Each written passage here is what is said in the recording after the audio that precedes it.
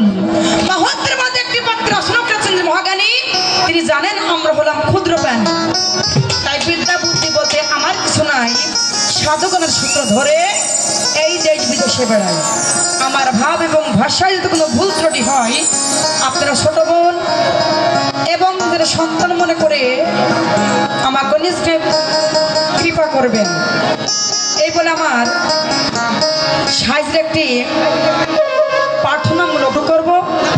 আসলে কি ওরা যাই তো যাচ্ছে, তো যাই হোক খেপা সালমার কাছে সব অনুরোধের গানই আছে, সমস্যা নাই, ঠিক আছে। কারণ আপনারা কি গান শুনে চলে যাবেন নাকি?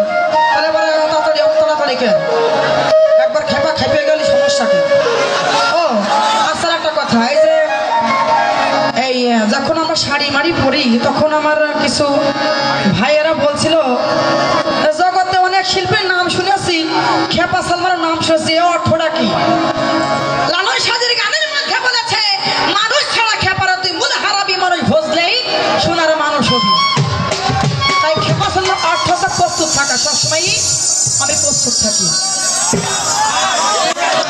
তো আমার নামই খেপা সালমা নাকি?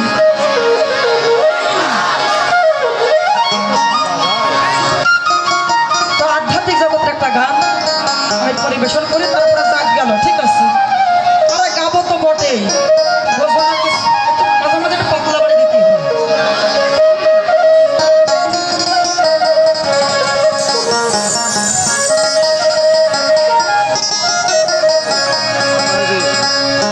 অনেক কাম গোপন প্রেমে গোপন মুর্শিদ নীলানিত্য গোপন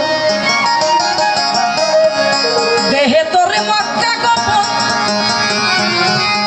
দেহে তোরে মক্কা গোপন তাও হলো জানা জানি, গোপনে রয়েছে খোদা তার সিননি, গোপনে রয়েছে খোদা তার চিনো। আমাদের এই দেহের ভিতরে অনেক কিছু আছে, কিন্তু আমরা দেখতে পারি না।